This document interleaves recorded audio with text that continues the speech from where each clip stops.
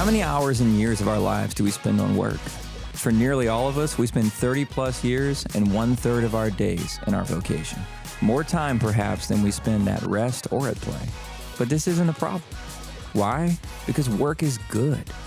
Work needs to be integrated deeply into our lives and must be in line with our most important goals and values. And if it is, we have a far more complete and fulfilling life experience. Welcome to the How People Work podcast, where we explore the intersection of how humans think and act and how they apply themselves to their work. When you understand both of these things, you'll be equipped to be insightful, compassionate, and compelling leaders. Previously on the How People Work podcast. In order to understand the why, we really need to understand the human element. We need to understand how people work. And that is the area where we're going to get more practical, get a little bit more tactical. We'll talk about exactly how to go about hiring, how to go about, compensating, how to go about keeping your people happy and building a great culture. But we're going to start with helping you understand, as you listen to this podcast, who the people are that work for you, how they think, what makes them tick, what's important to them, spanning 5 different generations in the workforce. So it's an incredibly difficult thing to lead a company in this moment in history. Yeah. And so we hope to bring a ton of insight. And I think, as I think about who should listen to this podcast, it's people that are trying to lead really well, people that are, let me phrase it this way, people who need to lead their company into the future. Welcome back to How People Work.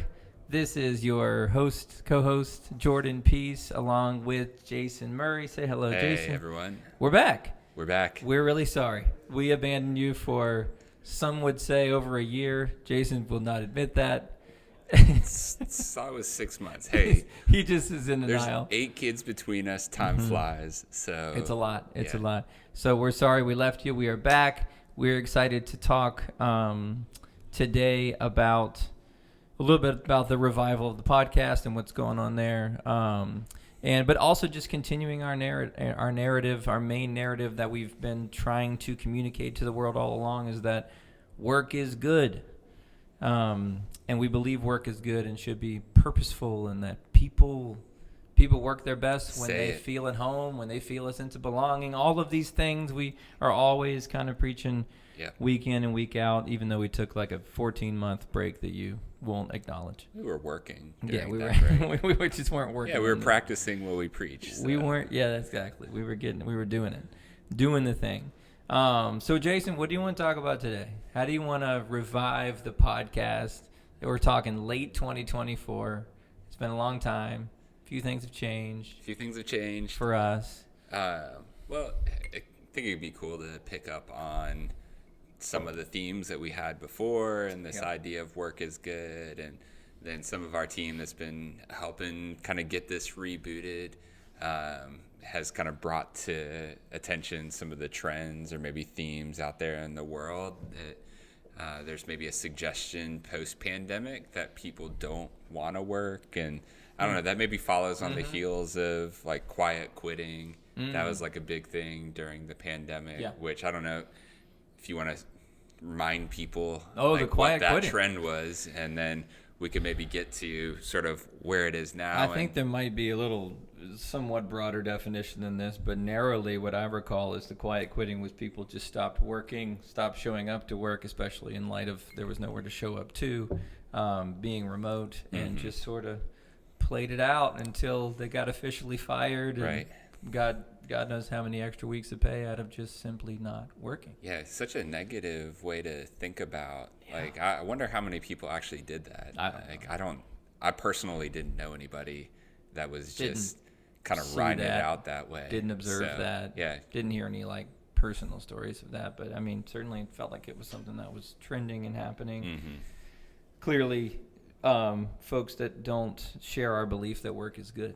Yeah. They would, just toss it aside and. Yeah, that it's a largely negative sort of influence or experience in their day-to-day, what they feel in their day-to-day lives. Yeah, I don't know if I would say people don't want to work anymore. I mean, that's a Definitely feels like an accusation. And like maybe people have like I don't know that people have significantly changed in the last, say, 5 years. I just think the world has significantly changed in the last 5 years. Yeah. Like there were plenty of people who didn't want to work before, right? Right. Like many that didn't want to work before, and maybe work didn't feel purposeful. Maybe work didn't feel important. Maybe it didn't give them a sense of purpose or meaning or help define who they are, their character, and so work was just this thing that was in the way of their life, and but there wasn't the opportunity before to just kind of hide. Yeah. It just sort of let a lack of, you might say, integrity guide their decision making, as opposed to, well, there wasn't really a choice. If people saw if you were there or not, people knew. Right. Yeah, if you show up at the factory line or not, it's obvious. If you're doing your work, like when work was more tactile. So, yeah. I mean, it might be worth talking about that, which I know we've talked about in previous episodes, but this idea that, sort of where we came from as a species, from sort of subsistence living to agricultural to industrial to producing products and goods to a service economy to where we're at today, which is largely a technologically driven environment. So even though we have manufacturing, things like that, many more people are working in contexts where they're considered what we would say are knowledge workers. They're using their brain to produce work, and so or even creative worker. I mean, look at what we're doing right now. I mean, we're creating a podcast for people to consume because they have free time to consume it. Right. I mean, that's just evidence of where we've gotten in terms of the level of how much is necessary to survive, and then how much is necessary to make money, pursue dreams, understand self and others. And I mean, it's unbelievable difference in how we are able to do so little to subsist that we have a great deal of time to think about other interest. Yeah. Well, I think what you just said there brings up an interesting thought, and maybe it's part of the crux of the issue is work a means to an end only, or is work a good end in and of itself? So when you talked about, sort of what it produces for us, like we work, we earn wages, that allows us to provide for our families. It affords leisure if we're fortunate enough. Maybe we retire one day, and so work produces economic benefits for us and those around us. And so you could look at it as that's the primary purpose for it. Or there could be an additional or an alternative view where we consider that work in and of itself has good. Well, I mean, whichever one you subscribe to there, whichever viewpoint is going to really seriously impact how life goes. I mean, if you think about it, Tell me more. Well, I mean, if work is literally just a means to an end, like just get money, provide, so forth, honorable causes, all of them. But if you were able to not work and have all those things happen all by themselves, does that mean that work is now worthless? Yeah. Right? I mean, that's a viewpoint. Yeah. And or I think that, what would you do with your time? Had you... And what would you call that? Right. What would you call that thing that you did with your time? Right. Would you call it work? Yeah, would you call it work? Yeah. So I think maybe some of it is semantics a bit, that we think like, well, work is just what you do when you put in time with an employer for a salary. But I think anytime you're working for something that matters or produces good in society, or working on yourself in the gym or with a therapist or whatever that's work. Yeah. That's all work. Yeah. And good. Yeah. So it just kind of depends on what the mission is at hand. But what it tells me, the quiet quitting and the, potentially people, just kind of do whatever they want all day, and unless there's like a ton of accountability from their employer, it just tells me that they don't see purpose in the work. Yeah. It's just a means to an end, and if I do it well, it provides the same thing as if I do it poorly. So why? Other than a sense of maybe morality, integrity, but why in terms of like more intrinsic motivation of like, oh, I want to. Yeah. You know, as the fact that most people's work, it seems, or a lot of people's work, it seems, has not produced in them that sense of, I want to do this. That's a real shame. Right. You know, I think we can do better Yeah. than that. Well, and we've talked about, I think there's something that's challenging in that, because there's maybe a responsibility on the part of the individual to, you know, be responsible or to hold themselves accountable to maybe a standard, you know, whatever that might be, you know, for themselves or for their family, for the organization they work for, and to have some, you know, degree of self-respect in how they go about that, but also a responsibility on the part of the organization or the employer to perhaps provide conditions, you know, within the work itself that, you know, enables the employee to have the possibility of finding meaning and purpose in that work. So what is with the decline, some of the stuff we were discussing before about the levels of engagement in terms of different age groups, like declining with work as that correlates to, you know, recent years?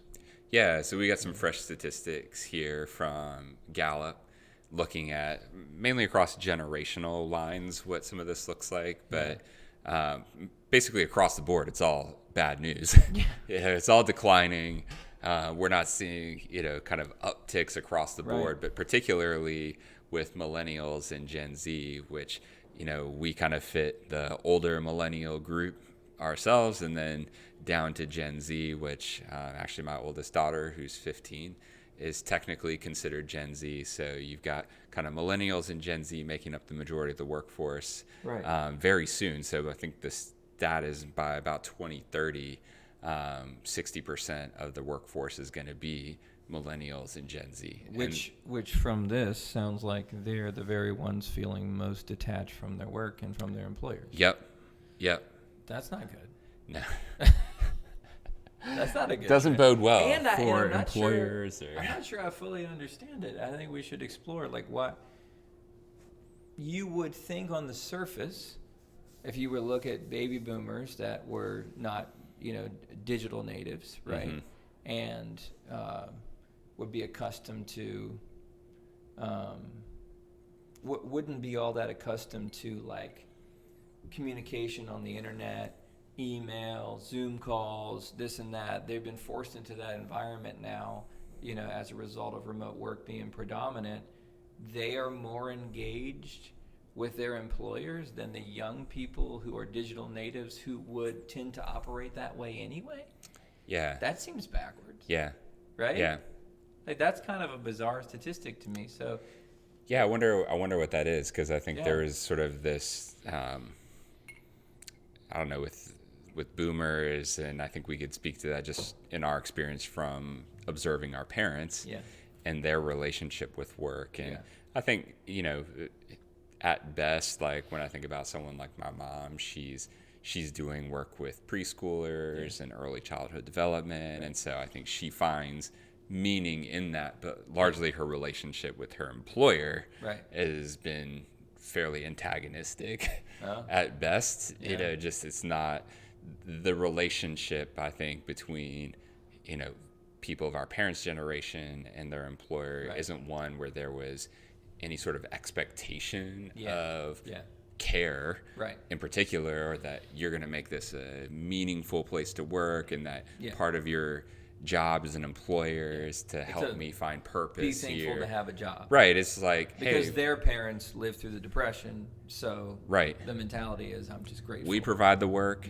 You do the work. Right. We give you wages for the work. Yeah. And that's kind of it. If you happen to like the work, like that's a cherry on top. Versus, I think with younger, like, well, I think some of it's a reaction too, because I think you and I have talked about this a little bit, and just the observations that we've had of our parents' generation, and sort of realizing, like, that's not what I want.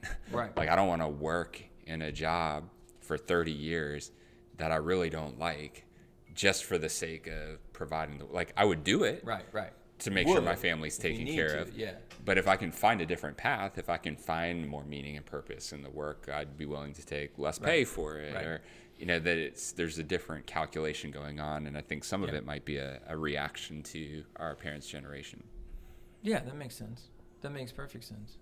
So they're feeling like they can expect more out of work, which is not being fulfilled for one reason or another. Yeah. And so they're feeling disengaged.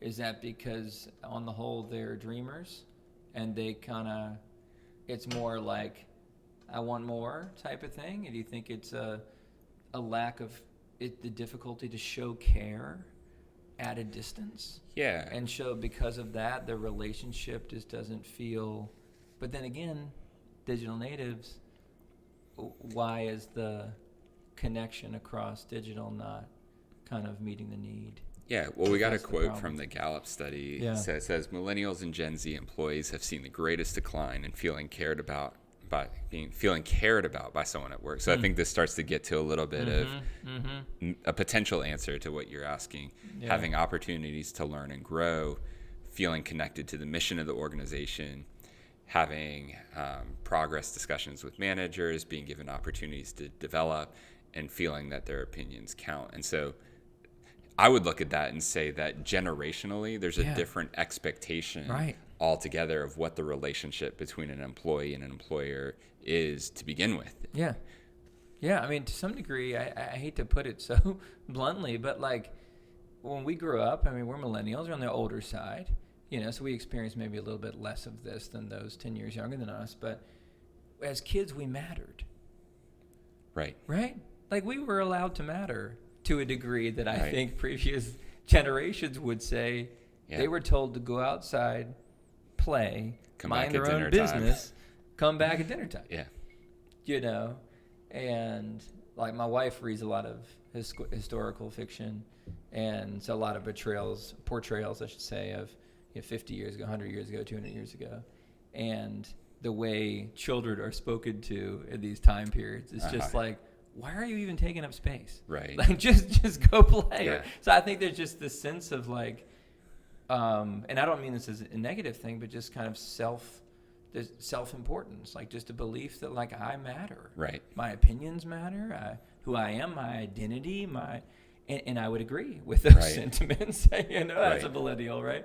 But that I imagine would change the relationship with those that you see as authority. Yeah. In your life. Yeah. Yeah. Well, it's really interesting because there's this question of in the workplace, and particularly in the United States or in Western civilization, where we have largely free market economies and so forth, this concept that on the one hand, you as an individual are intrinsically valuable. Right.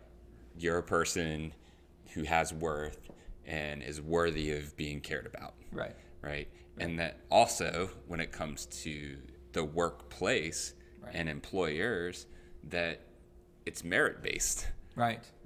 Like also true is that your worth, economically speaking, has a lot to do with your ability to produce and your ability to contribute value to the organizations that you work for, or if you run a business, to create value through that business for the world. Businesses have to operate that way. Well, private businesses, yes. Yeah, private businesses have to, because otherwise they'll go out of business. Yeah, that's the idea. You create value for customers, and in creating that value, there's an exchange that can take place. You get paid for the value that you're creating, and you have a business. And so I wonder that it creates a nuance, though, I think, in the workplace that can be tricky, and I think we've navigated that, or we are attempting to navigate that at Fringe, and creating a culture where people can feel valued and feel cared for and appreciated, but also that the worth, your ability to be here and to stay here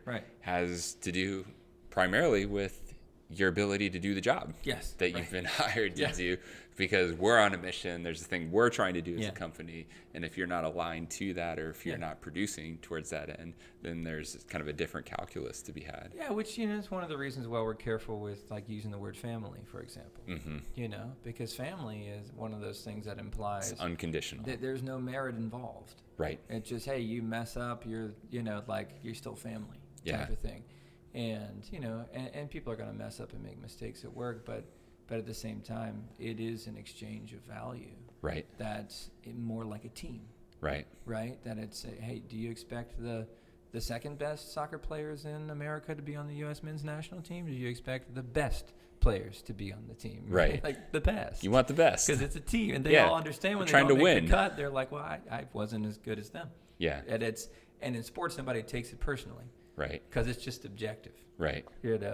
But and work has to be that way to a degree. Right. Mixed with this care and empathy and seeing people as people. Yeah. And caring about them even whether they're here or not here, or used to be here or will be here later. Yeah. It's an interesting juxtaposition there to navigate.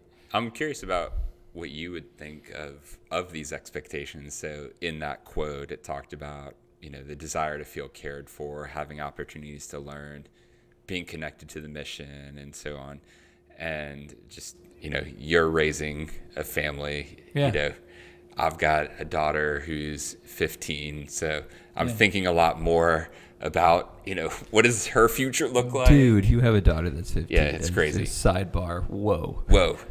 She'll get her learner's permit in like 3 months. Yeah. Wow.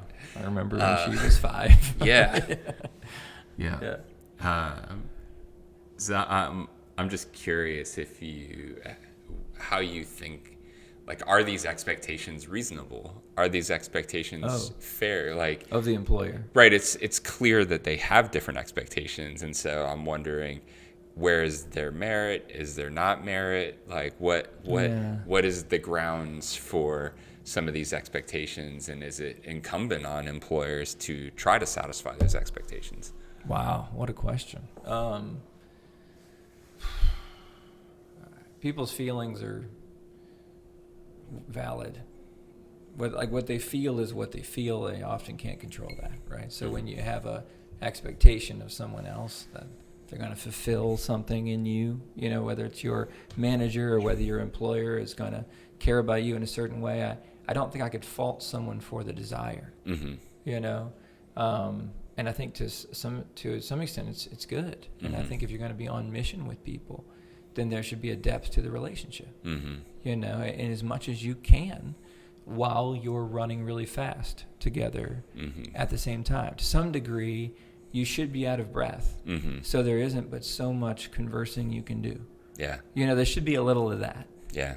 That's just like, if we weren't running this marathon together, we'd probably be hanging out at the bar, whatever. So it's a team thing. And so I think the expectations are good. I think what the younger generation, I'm including myself in that, probably needs to appreciate is that there's tremendous pressure to deliver results. And that pressure is felt the least at the bottom and the most at the top. Right?